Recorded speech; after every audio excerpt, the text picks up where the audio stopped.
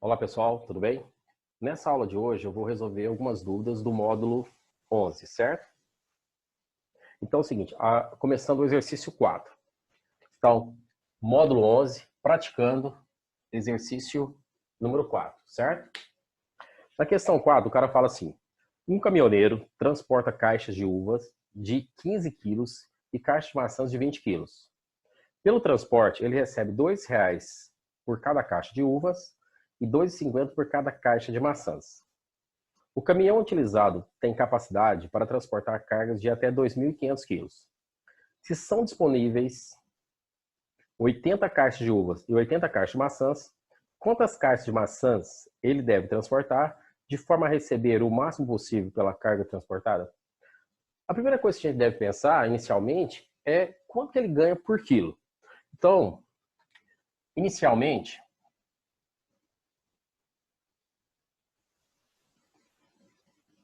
vamos calcular o lucro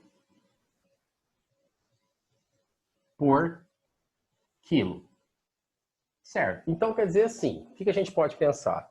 Então, quando a gente fala das uvas, ele ganha R$ 2 por cada caixa transportada. Só que a caixa de uva tem 15 quilos. Então, se eu dividir 12 por 2 por 15, eu vou ter aproximadamente 0,13. É 13,333. Então, quer dizer que ele recebe 13 centavos por cada quilo. Quando a gente pegar as maçãs, então o que vai acontecer? Ele transporta cada caixa de maçã, ele falou que tem 20 quilos e ele ganha 2,50. Então eu vou pegar 2,50 e vou dividir por 20. Então isso vai dar 0,125, ou seja, 12,5 centavos. Então significa uma coisinha, transportar uva é mais lucrativo, certo? Desse modo,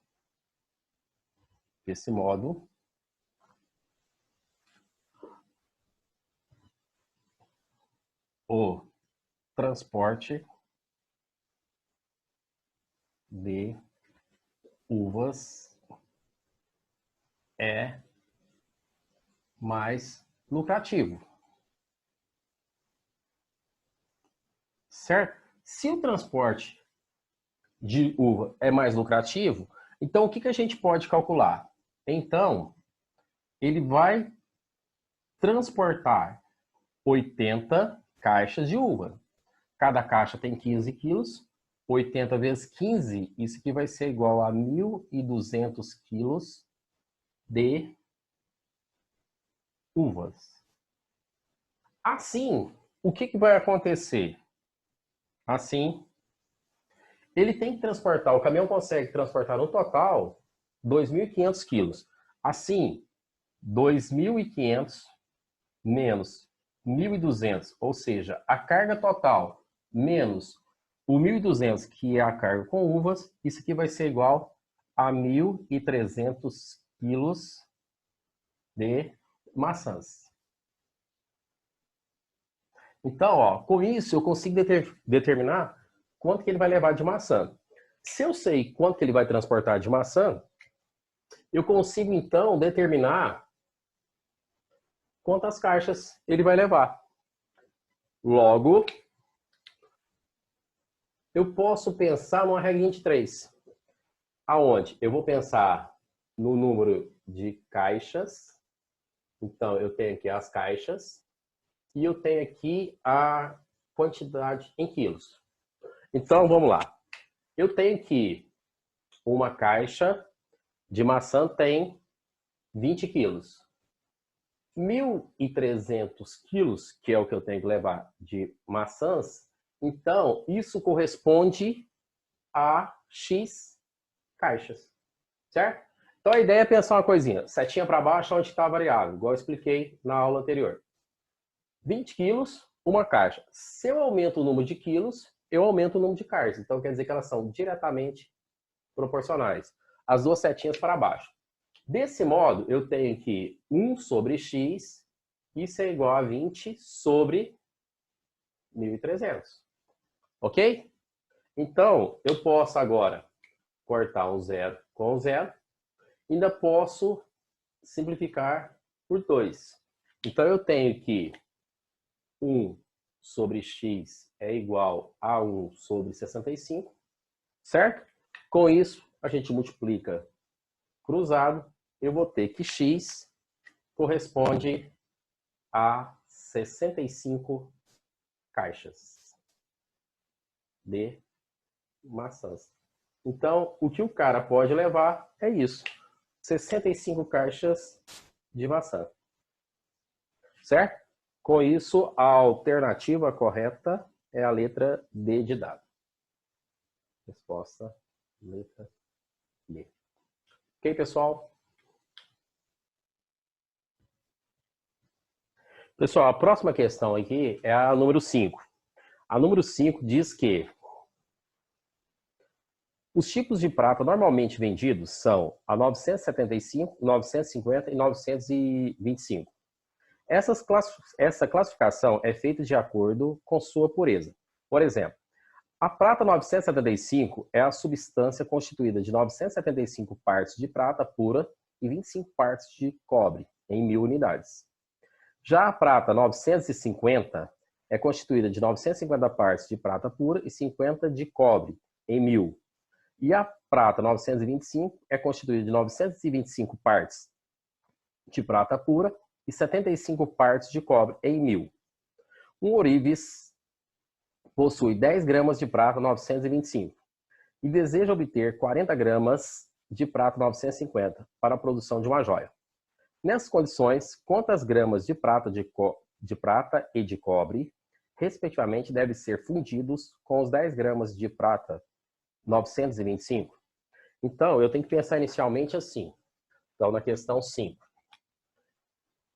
Eu tenho 10 gramas de prata 925.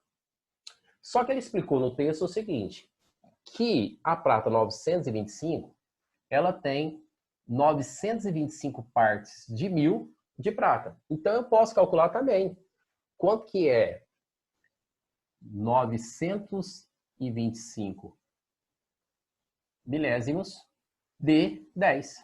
Então, 925 sobre 1.000 vezes 10. Eu posso cortar um zero com um zero, não posso? Então, vai ficar 925 para dividir por 100.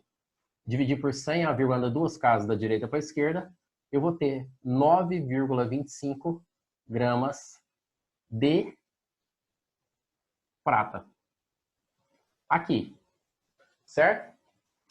Já a parte de cobre, o que vai acontecer? É o restante. Então, se eu pegar 10 gramas, que é o total, e subtrair 9,25, eu vou ter 0,75 gramas de cobre.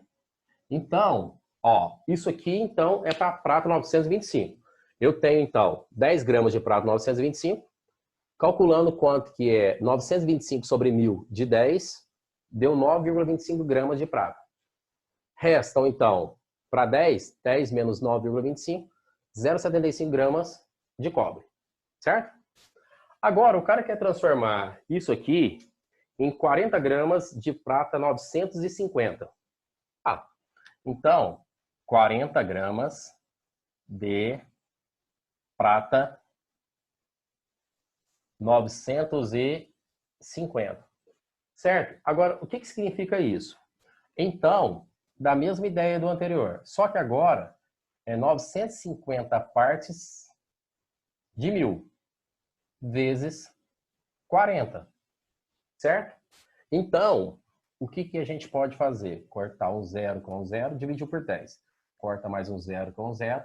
Aí vai ficar 95 vezes o 4 vai dar 380.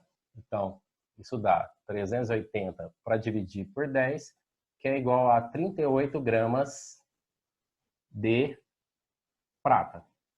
Agora, gente, lembrando só uma coisinha. Eu poderia também fazer uma regra de 3, né? 1.000 corresponde a 40 gramas. 950 corresponde a X. Então, poderia a gente aplicar regra de 3 aqui também. Aí, agora, o restante tem que ser cobre. Então, de 40 gramas, eu subtraio 38, quer dizer que sobra 2 gramas. Então, é 2 gramas de cobre. Então, agora é o seguinte, ele quer saber o acréscimo de cada um deles. Portanto, eu preciso calcular quem que é o acréscimo. Acréscimo, agora vamos de prata. Nesse acréscimo de prata, o que vai acontecer? Eu pego, então, eu tinha quanto? Eu tinha 9,25, mas tem que ter 38. Então, o acréscimo de prata é só fazer 38 menos 9,25, que vai dar 28,75. 28,75 gramas. E o acréscimo de cobre, eu vou fazer, então, vou pegar 2 gramas, que é o final, e subtrair 0,75, que é o que eu tinha no início. Então, isso vai ser igual a 1,25 gramas. Só isso. Então, dá a resposta da letra B. Então, a resposta, letra B. Certo, pessoal? Pessoal, a próxima questão é a número 6. A gramatura de um papel é o peso em gramas de 1 metro quadrado de folha desse papel. Então, a gramatura está relacionada ao metro quadrado da folha. Então, a gente tem que tomar cuidado com isso. Em uma oficina de papel artesanal, com K gramas de papel seco, produz-se 30 folhas de papel reciclado, de gramatura 180 e medida de 24 por 35 centímetros.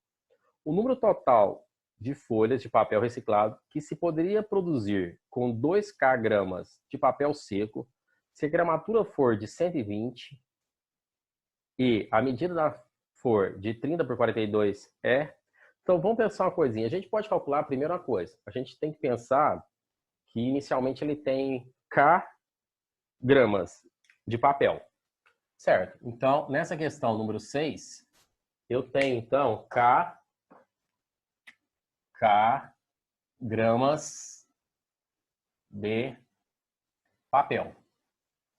Com essas K gramas, eu vou calcular agora qual é a massa total para a gramatura 180. Porque no início ele diz o seguinte, que ele tem 30 folhas de papel reciclado de 24 por 35 e gramatura 180. Então, para calcular essa massa, eu vou igualar 180, que seria a gramatura, vezes o número de folhas que ele tem, que é 30, multiplicado pela área de uma folha. Só que a gramatura é, então, o seguinte, é a massa do papel para cada metro quadrado. Então, eu tenho que passar essas medidas para metro quadrado. As dimensões da folha são 24 por 35 centímetros. Então, vai ser 0,24 vezes 0,35. Se eu multiplicar o 180 por 30, 18 vezes 3 dá 54. Aumenta 2 zeros, dá 5.400. Esse 0,24 vezes o 0,35 vai dar 0,084. Com isso, a massa vai ser 5.400 vezes o 0,084. Essa massa vai dar 453,6 gramas. Então, só que tem que lembrar de uma coisa. Essa massa total é a massa relacionada a K gramas de papel. Só que ele faz uma pergunta aqui, ele diz assim: o número de folhas de papel reciclado que se poderia produzir com 2K gramas de papel. Então, quer dizer o seguinte, ele dobra a quantidade de papel. Se ele dobra a quantidade de papel, ele também tem que dobrar essa massa. Então, agora eu tenho 2K gramas de papel. Então, vamos pensar o seguinte, da mesma forma que a anterior, como é que a gente calculou essa massa total? Eu peguei a massa é igual à gramatura do papel, só que a nossa gramatura agora vai ser de 120. 120. Multipliquei pelo número de folhas que eu tinha aqui, ó, 30 aqui eu quero saber, vezes a área da folha. Só que as dimensões agora são de 30 por 42. Então é 0,3 vezes 0,42. Só que essa massa agora, eu vou chamar de M1, ela mudou. Por quê? A massa de 453,6 era para só K gramas. Ele dobrou a quantidade de gramas. Então, com isso, essa massa agora vai ser 2 vezes 453,6. Isso tem que ser igual a 120 vezes o N vezes o 0,3 vezes 0,42. Que isso aqui vai dar 12,0, né? 0,126. Então, 0,126. Então, isso aqui seria o valor. 2 vezes o 453, então vai dar 907,2. Então, 907,2. Isso é igual a 120 vezes o 0,126. Isso aqui vai dar um total de 15,12. Então, 15,12 N. Posso pegar agora esse 15,12 está multiplicando e passar dividindo. Então, com isso, o N tem que ser igual a 907,2 dividido por 15,12. Uma coisa que a gente pode fazer aqui para fazer essa divisão é igualar as casas, 2 e 2, e cortar a vírgula. Aí fica 90.720 dividido por 1.512. Com isso, esse N ele vai ser aproximadamente 60. Então, ele consegue fazer 200 folhas com aquelas dimensões. Certo? Tomar cuidado é o seguinte, a resposta não é porque que dobrou a massa, dobrou a quantidade de folhas, porque lá era 30. Ele alterou também as dimensões da folha.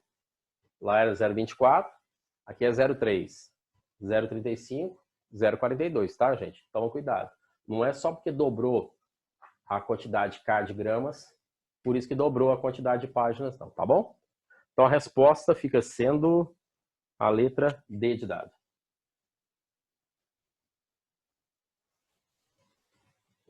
Ok?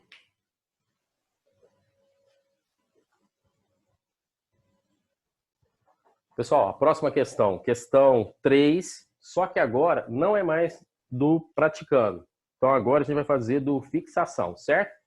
Então agora deixou de ser praticando e agora a gente vai fazer exercício de fixação. E na página 61 agora, tá bom? Então, módulo 11, exercício de fixação, página 61. Tá, na questão número 3, ele diz assim: uma máquina automática produz um único tipo de peças idênticas de um determinado produto, operando sempre por motivos de segurança, apenas e exatamente 12 horas a cada dia, ininterruptamente todos os dias da semana. Então quer dizer que são 7 dias da semana.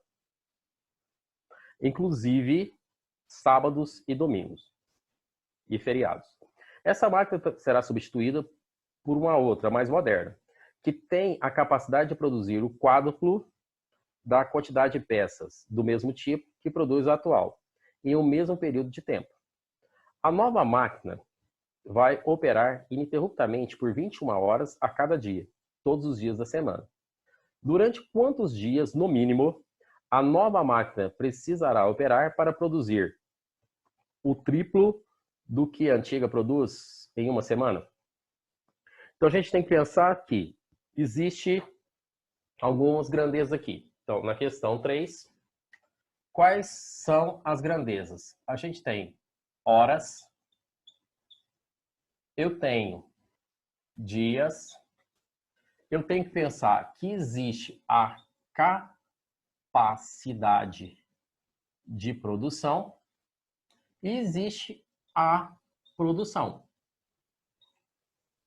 Aí, o que a gente vai fazer? Inicialmente, a primeira máquina, ela trabalha 12 horas por dia. 12 horas por dia. Só que é o seguinte, todos os dias da semana. Se são todos os dias, significa então que ela trabalha 7 dias. Eu vou supor que a primeira tem uma capacidade que eu vou chamar de C e uma produção que eu vou chamar de P. Já a segunda máquina, ela vai trabalhar 21 horas a cada dia. Então, 21 horas a cada dia. Ele fala no texto que essa nova máquina tem uma capacidade que é o quádruplo da primeira. Então, a capacidade dessa máquina aqui vai ser 4C.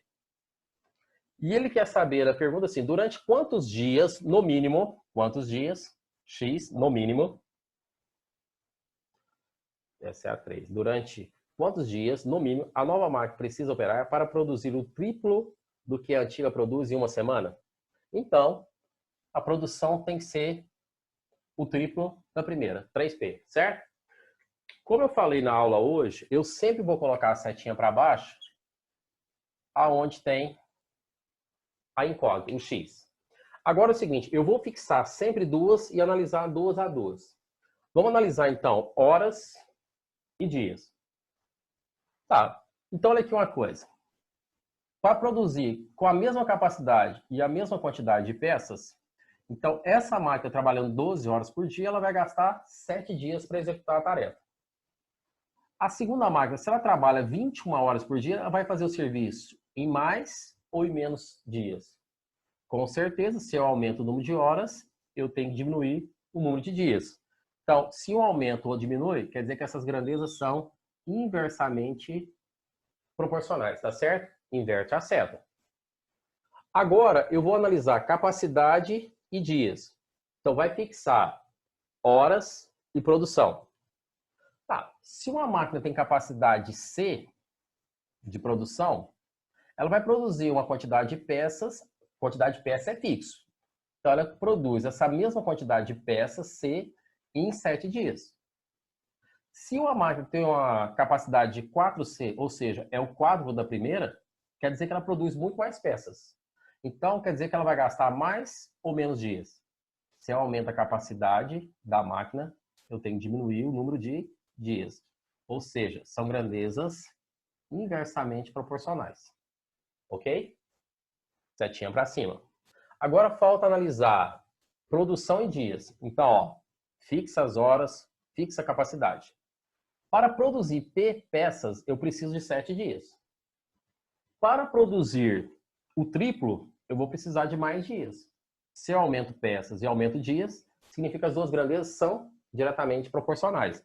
Então, se um aumenta, o outro também aumenta, proporcional diretamente, setinha para baixo. Ok? Então, o que vai acontecer agora? Agora é só a gente montar a proporção. Então, ó, primeiro eu isolo o primeiro membro, sempre aqui tem a incógnita. Então, 7 sobre x. E multiplico as demais. Como a setinha está sumindo aqui, no 12 e no 21, então eu inverto a fração. Fica 21, aqui fica 12. Setinha para cima, inverte. Aqui fica, no caso, 4C, embaixo fica C. Setinha para baixo, mantém. Fica P sobre 3P. Dessa forma, eu posso cancelar o C com C e posso cancelar o P com P. Não é isso? Eu também posso simplificar o 21 com 3. Divide por 3, aqui fica 1, aqui fica 7. Posso simplificar o 4 com 12. Divide por 4, aqui fica 1, aqui fica 3. Com isso, sobrou que 7 está para x, assim como o 7 está para 3.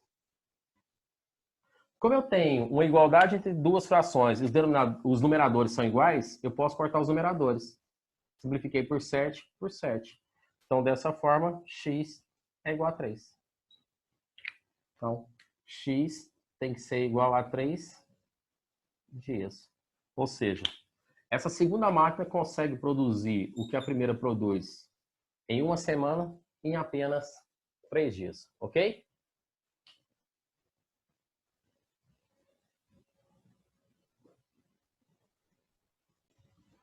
Pessoal, próxima questão vai ser a questão de número 7.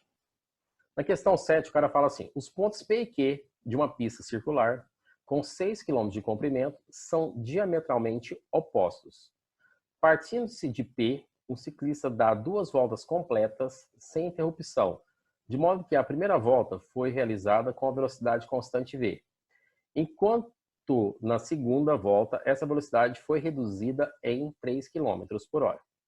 Sabendo-se que o intervalo de tempo entre as duas passagens pelo ponto Q foi de 50 minutos, pode-se afirmar que a velocidade em km por hora na primeira volta foi igual a... Então vamos pensar uma coisinha. Na questão 7, então a gente tem a pista é circular. Aí ele falou que eu tenho que os pontos P e Q são diametralmente opostos. Então, diametralmente opostos, então eles estão sobre um diâmetro. Então eu tenho o ponto P, tenho o ponto Q. Ele falou que o comprimento da pista é de 6 quilômetros. Então, o comprimento dessa circunferência corresponde a 6 quilômetros, certo? Aí o detalhe é assim: como o cara dá uma volta completa partindo de P, ele percorre 6 quilômetros. Só que ele dá 2 voltas, 1, 2 e retorna aqui. Só que quando ele está dando a primeira volta, ele passa pelo ponto Q a primeira vez. Depois que ele passa pela primeira vez, ele completa essa volta. Só que aí o detalhe é assim: nessa volta, ele está, no final dessa volta, ele está com a velocidade v. Aí, quando ele passa por P, ele inicia a segunda volta. Quando ele inicia a segunda volta, ele já está com a velocidade que é 3 km a menos. Então, significa uma coisa: esses 6 km vai ser dividido em 2 partes. Então, são 2 partes de 3 quilômetros. Porque ele fala aqui o seguinte, que o tempo de 50 minutos, ele fala, sabendo-se que o intervalo de tempo entre duas passagens pelo ponto Q foi de 50 minutos. Então, eu tenho que considerar só o tempo que ele gasta. Passou a primeira vez, ele continua com velocidade v até chegar no final, no P. Inicia a segunda volta com velocidade v menos 3 até chegar no Q, certo? Nós sabemos que, da física, a velocidade média é variação de espaço sobre tempo. Então, velocidade média tem que ser a variação de espaço sobre a variação de tempo. Pensando na primeira parte, qual que é a velocidade desenvolvida? Foi v. Então, v tem que ser igual ao espaço percorrido, que tem que ser de 3 km, dividido pelo intervalo de tempo. Como ele estava com a velocidade 1, ele gastou um tempo que eu vou chamar de T1. Eu posso trocar de posição o V com o delta T1. Por quê? O delta T1 passa multiplicando o V. Como o delta T1 está multiplicando o V pode passar dividindo o 3. Então, daqui, eu posso afirmar que o delta T1, ou seja, a variação de tempo da primeira parte do trajeto, é igual a 3 sobre V. Então, isso aqui seria o delta T1, ok? Agora a gente vai pensar na segunda parte. Na segunda parte, ele já vai estar uma velocidade v menos 3. Mas a gente continua tendo o quê? Então a gente sabe que velocidade média é a variação de espaço sobre a variação de tempo. Só que agora eu vou ter o seguinte: a nossa velocidade vai ser v menos 3. Isso tem que ser igual ao espaço percorrido, que continua sendo o 3, porque é a segunda parte, só que com um intervalo de tempo T2. Esse é o intervalo de tempo. Da mesma forma que no anterior, eu posso isolar o delta T2, que vai ser 3 sobre V menos 3. Tá, então eu tenho duas igualdades, uma representando o tempo gasto na primeira etapa, o outro tempo gasto na segunda etapa. Então, eu posso agora fazer uma coisinha. Se eu somar o tempo da primeira etapa, a variação do tempo da primeira etapa, mais a variação de tempo da segunda etapa, isso tem que corresponder ao tempo total gasto. Só que o comprimento da circunferência está em quilômetros. E o tempo foi dado em minutos. Então, foi de 50 minutos. Como é que eu passo 50 minutos para a hora? Eu pego 50 e divido por 60. Ok? Agora, quem é o delta T1? É 3 sobre V. Quem que é o delta T2? É 3 sobre V menos 3. Isso é igual. Eu vou simplificar isso aqui, vai ficar 5 sobre 6, ok? Certo. Agora eu tenho o seguinte, uma soma de frações com denominadores diferentes. Então, o que a gente vai fazer? É tirar o mínimo, ok? Então, dessa forma, eu tenho aqui que... Ó, o mínimo entre o V e V menos 3, então eu vou aproveitar esse espaço aqui mais um pouquinho, né? Senão, isso aqui, vamos lá. O mínimo aqui, então, vai ser V vezes V menos 3. Aqui continua 6, aqui continua 5. Tá. Então, o mínimo vai ser o produto entre as duas expressões. Agora, o que a gente faz? Divide pelo de baixo, multiplica pelo de cima, né? Então, V vezes V menos 3 dividido por V, vai ficar V menos 3. Então, ficou 3, que multiplica o V menos 3. V vezes V menos 3 dividido por V menos 3, corta o que é igual, sobra 3V. Agora, aplicando a distributiva aqui, ó, vamos aplicar a distributiva, então eu vou ter que isso aqui vai ficar 3 vezes V, 3V, 3 vezes menos 3, menos 9, mais 3V sobre. Aqui também eu já vou aplicar a distributiva. Então, eu vou ter V vezes V vai dar V ao quadrado, menos 3V. Isso é igual a 5 sobre 6. Tá bom? Aqui, 3 mais 3 dá 6. Então, 6V menos 9 sobre V ao quadrado menos 3V igual a 5 sextos. Multiplicando aqui, então eu vou ter 5 vezes V vai ficar 5V ao quadrado menos 15V, isso é igual a 6 vezes 6, 36V, menos 6 vezes 9, 54. Passando tudo para o primeiro membro, eu vou ter 5V ao quadrado. Esse 36 vem para cá, menos 36, então dá menos 51V. Menos, vem para cá, mais 54. Isso tem que ser igual a 0, certo? Caindo numa equação de segundo grau. Isso é uma equação de segundo grau. Então, a gente pode calcular o delta e achar as raízes.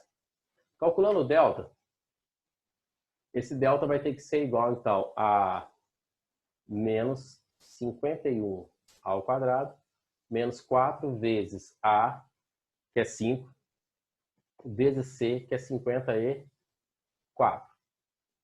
Certo? Esse 51 ao quadrado, ele vai dar 2.000. Essa questão vai dar 2.601. 2.601 menos 1.080. Certo? Então, com isso, eu tenho que o delta vai ser igual a 1.521. Se o delta é igual a 1.521, então o V tem que ser igual. Menos B, então fica 51, mais ou menos raiz de 1521, que é 39, sobre 2 vezes o valor de A. O A é 5, 2 vezes 5 dá 10. Então, com isso, eu tenho o seguinte, que o V' é igual 51 com 39 vai dar 90, que por 10 dá 9. 9 quilômetros por hora. O V, 2 linhas, então vai ser 51 menos 39, vai sobrar 12, 12 por 10 vai dar 1,2 quilômetros. Só que eu tenho que lembrar de uma coisa. No segundo trajeto, eu tenho que pegar a velocidade menos 3, ou seja, de 1,2, se eu tirar 3, isso vai dar negativo. Então, eu não posso ter um tempo negativo. Então, não existe essa possibilidade. Lógico, V tem que ser igual a 9. E com isso, vai dar a letra, questão 7, né? Letra D. Então, resposta, letra D.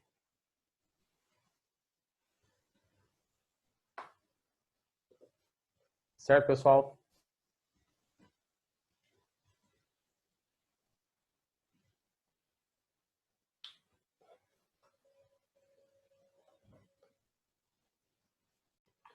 Pessoal, a próxima que eu vou resolver vai ser a questão número 8, da página 61 também. Para executar uma reforma em uma loja, foram contratados N operários.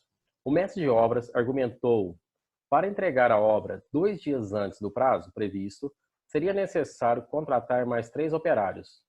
Se, entretanto, 2 operários fossem dispensados, a obra atrasaria em 2 dias.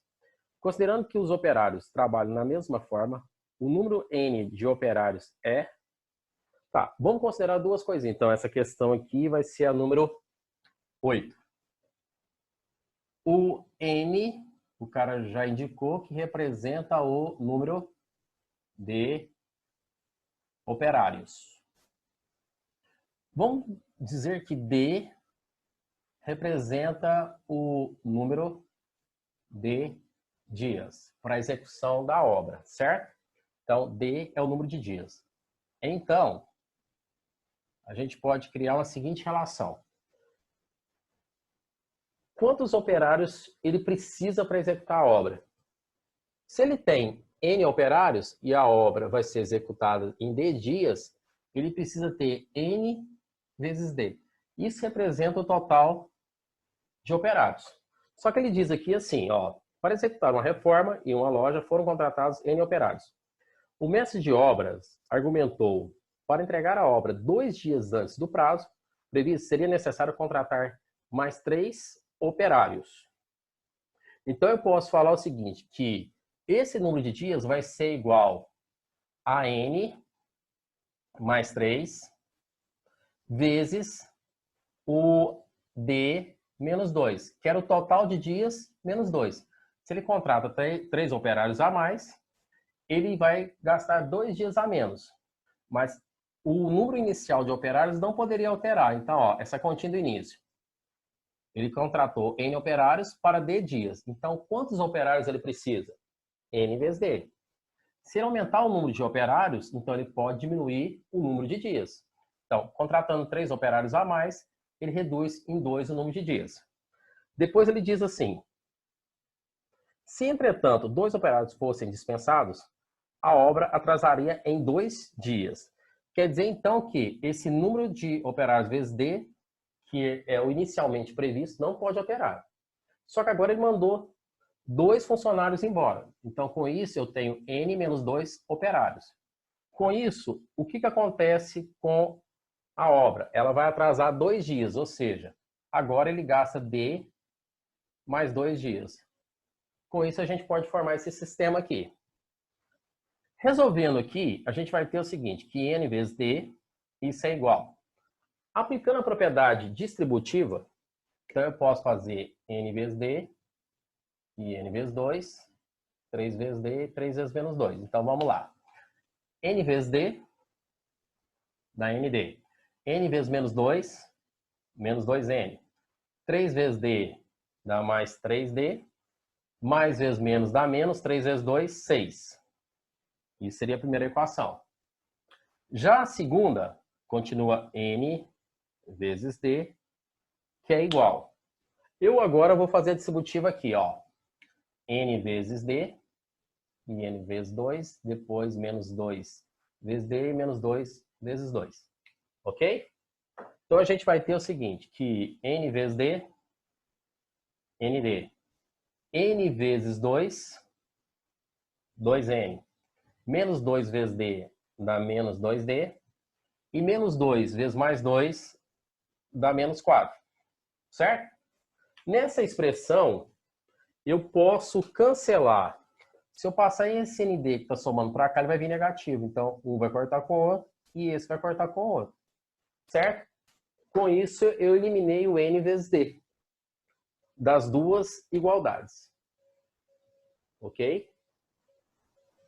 Agora, o que a gente vai fazer? Eu vou pegar aqui, essa equação aqui, então, vai ficar menos 2N. Vamos fazer uma coisa. Eu vou passar esses números para o primeiro mesmo. Então, esse menos 2 vai para lá 2N. Esse mais 3 vai para lá menos 3D. Isso é igual a menos 6. Deixei o menos 6 do segundo mesmo. Da mesma forma, vou passar o mais 2 para lá, menos 2N. O menos 2D vai para lá mais 2D. Isso é igual a menos 4. Agora, olha aqui. Eu tenho um sistema de duas equações com duas incógnitas. Como eu tenho mais 2N e menos 2N, eu posso usar o método da adição.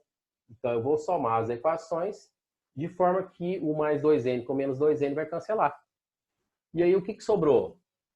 O menos 3 com mais 2 dá menos D. Menos 6 com menos 4 dá menos 10. Como eu não posso deixar a incógnita negativa, eu multiplico por menos 1. Com isso, D é igual a 10. Então, o número de dias da obra seria 10 dias. D igual a 10 dias.